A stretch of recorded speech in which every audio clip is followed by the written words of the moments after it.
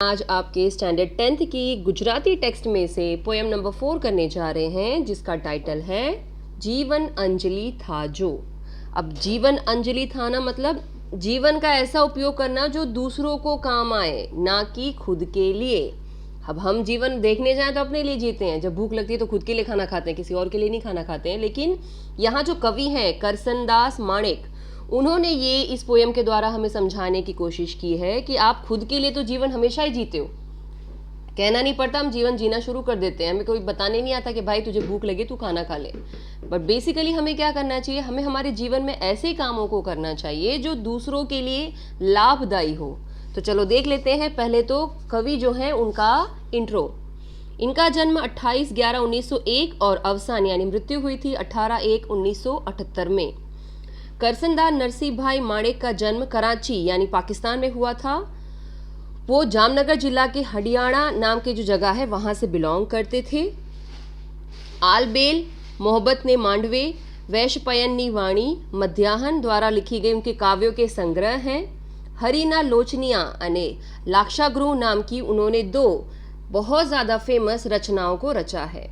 वैशपायन जो है ये उन्होंने निक नेम दिया था, किसके लिए? एक उनकी कविता के रचना के लिए, जिसमें उन्होंने कटाक्ष किया है। कटाक्ष मीन्स लोगों पे व्यंग किया है, सटायर किया है कि आजकल लोग कैसे हो गए हैं, मतलब लोगों का नेचर कैसा हो गया है। ये जो है जीवन अंजलि था जो, ये एक प्रार्थना काव्य है जिसमें बहुत ही सुंदर तरीके से भावों को व्यक्त किया गया है। खुद का जो जीवन है वो अंजलि रूप बनाइए, दूसरों को उपयोग में आए, दूसरे हमारी इस हेल्प को हमेशा प्रेम से स्वीकारें। ऐसी कवि जो है यहाँ पर हमसे रिक्वेस्ट कर रहे हैं। तो चलो देख लेते हैं कि कविता क्या है। पहले एक बार मैं कविता को पढ़ूंगी और फिर मैं आपको स्टैंजा वाइज स्टैंजा समझाऊंगी।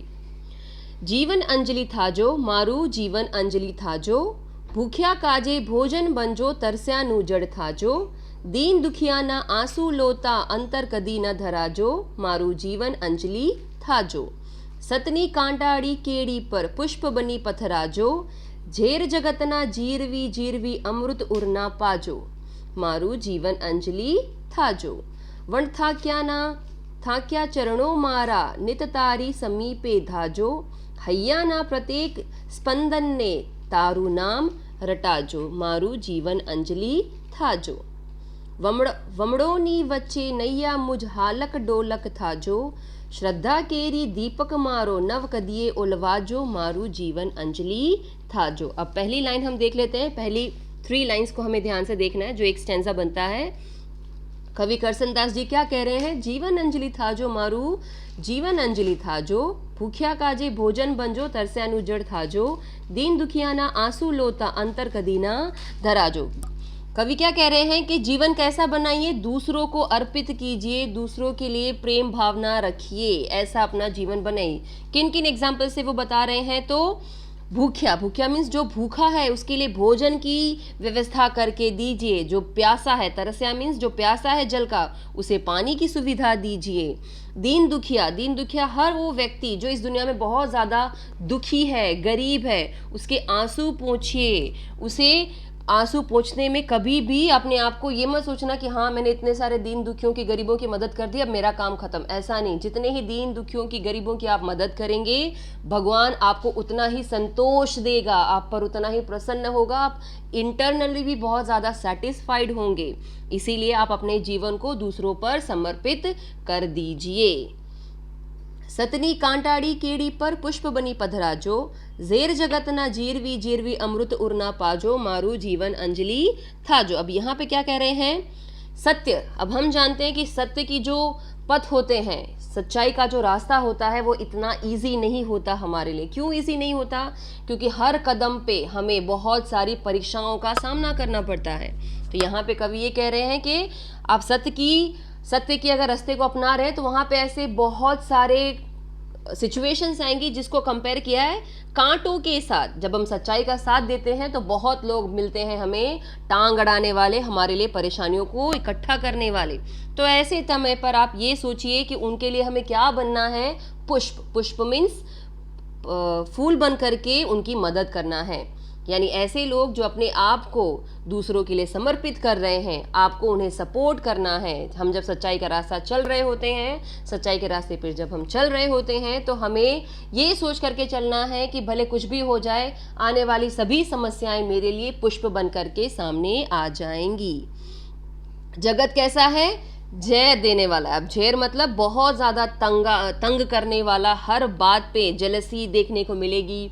लोग आपको आप पर कटाक्ष करेंगे, आपको ताने मारेंगे, आपको आपकी टांग खींचेंगे ताकि आप क्या करो, बैक ऑफ हो जाओ, ये पथ पर ना चलो। कौन से पथ पर? सत्य बोलने वाले पथ पर ना चलो। लेकिन आपको उनकी ऐसे जहर देने वाली जो बातें हैं उसको अमृत समझ करके क्या कर लेना है, आपको पी जाना है। मतलब उनकी कही गई सारी बातों को कानों से सुनना है और एक कान से निकाल देना है, क्योंकि हमें इन ऐसे लोगों से कोई मतलब नहीं है जो हमारे लिए गलत चीज़ों को सोचते हैं।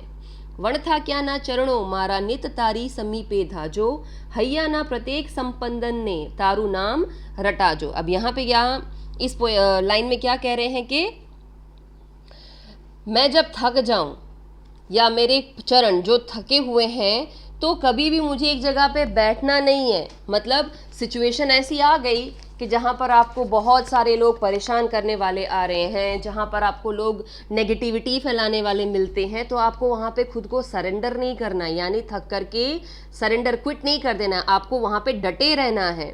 आपको अगर दिल से इच्छा है कि आप कुछ करके अपनी लाइफ में दूसरों को दिखाना चाहते हैं, दूसरों को खुश करना चाहते हैं, तो आपको वो करना ही पड़ेगा। दिल में जितने भी संपंदन है, संपंदन मीन्स धबकियाँ जो हार्ट बीट्स रहती है, वो सभी आपका नाम रटती रहेंगी। रात दिन वो आपका नाम रटती रहेंगी कि हाँ, आप बहुत अच्छा काम कर रहे हैं, आपको यहाँ से वापस लौटना नहीं है। यानी ऐसे रास्ते पे जब आप चल रहे हो जहाँ पे आपको बहुत सारी कठिनाइयों का सामना करना पड़ रहा है, लोग ऐसे मिल रहे हैं जो आप पर नेगेटिविटी फैलाने का काम कर रहे हैं, तो आपको वहाँ पे क्विट नहीं करना है।